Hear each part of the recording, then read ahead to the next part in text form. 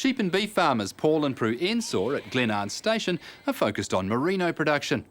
Since 2012, they've been in a primary growth partnership program known as FarmIQ. The Ensors' goal is to increase production by 20% over 4 years while keeping working expenses down. Collier Isaacs, CEO of FarmIQ, explains. FarmIQ is a large primary growth partnership program. Soil farms, land court farming and MPI, the government, pulling together a value chain model really for the meat sector primarily. The program's got elements right along that value chain, whether it's Silver Fern Farms branded product in retail in New Zealand, which people might have seen, through to a whole lot of technology put into processing for measuring things that are important. From a genetic perspective, if you know what consumers are after, you can measure it in a processing environment, then you can select for it on farm.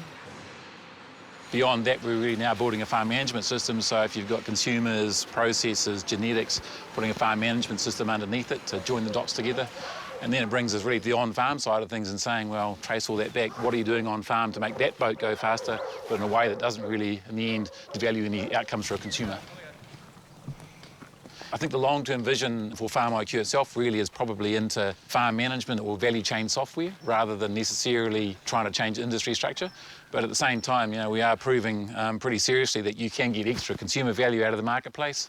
You can measure what's relevant in a processing plant and eventually tie it all back into a payment system so farmers actually get paid absolutely relevantly to the quality of the produce they're producing.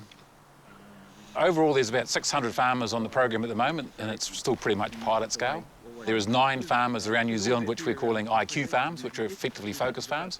And what we're trying to say is what can we do on farm that can make the farmer's boat go faster without getting in the way of the consumer's eating experience. And so we're working really closely with Paul here and other farmers around New Zealand saying, what can we do on your farm that's actually going to, say, grow more grass or produce, grow animals faster or do things which are actually going to make the farming more profitable effectively.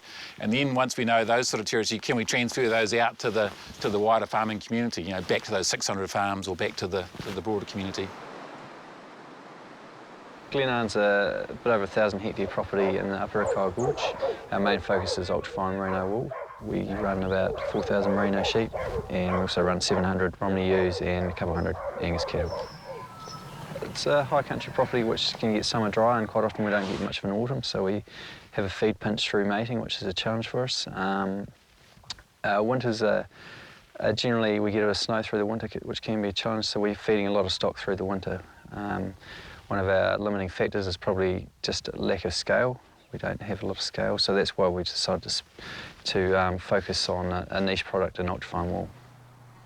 It's a good north-facing property with some really fertile soils, with some good strong tussock hill country, which is good for lambing on. These paddocks around the homestead area, we can support 15 stock units to the hectare on a dry land property, which is fairly high stocking rate. We just see FarmIQ as a good vehicle for us to make better decisions. Making decisions around some really strong data and objective data is going to reinforce your business. I'm a big believer in benchmarking, so if you can put some figures down and then work out where you should be doing well, and then trying to achieve some targets which you can set from that is a way to drive your business forward. We've been with FarmIQ for a year and we've really sort of established some really good monitoring points around what we wanted to do to achieve our production goals, and we've sort of reviewed the whole system, if you like, and looked at every sort of point of action on the farm and tried to work out what we could do better and where we need to improve.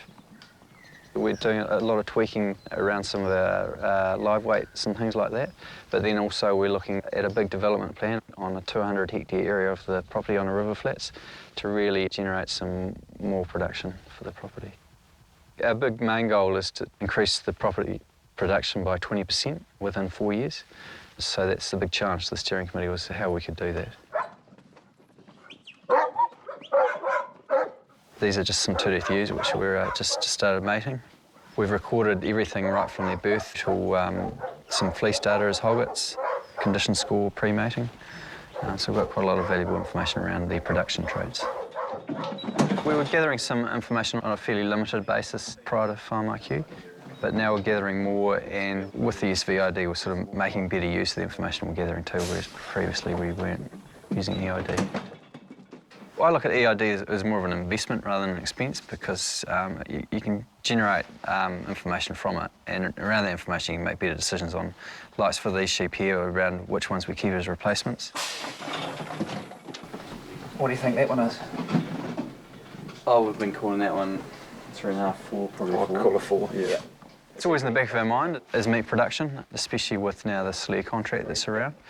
We have to ensure that we're still breeding an animal which has a good frame on it and it has a good carcass. So we're looking at growth rates and things like that as well. The involvement of business managers we dig down right to the sort of bones of the business and what levers are driving the profitability of it. So yeah, no, it's sort of a very focused look, and it's great to have the support there and have someone else who takes a real interest in what you're doing and also challenges you, because that's important, I think. Our primary focus on wool is the ultra-fine market. We're chasing a 15.5 micron fleece. With FarmIQ, we're doing a lot of measuring around fleeces. And this season we measured all the two-tooth fleeces as they came through the shed and followed them right through the shed to which line of wool they ended up in. And as a result of that, we're actually able to put a fleece value per head back to individual animals.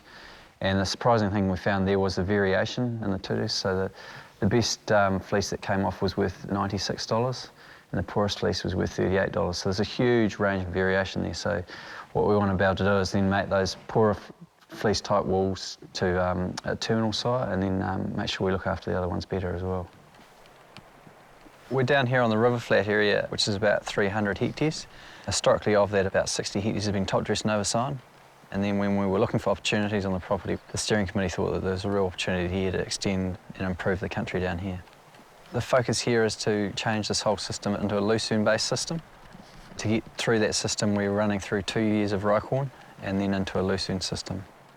We've got 200 hectares here to do, so if you look at that, currently running 1 stock unit to the hectare, we hope to get it up to sort of 6 to 8. It's going to have quite an impact on the business.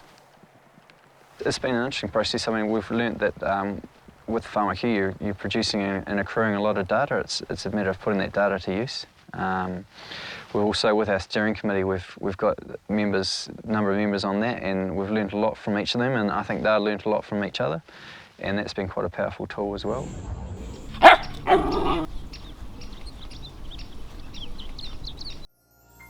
This program was made with funding from New Zealand On Air.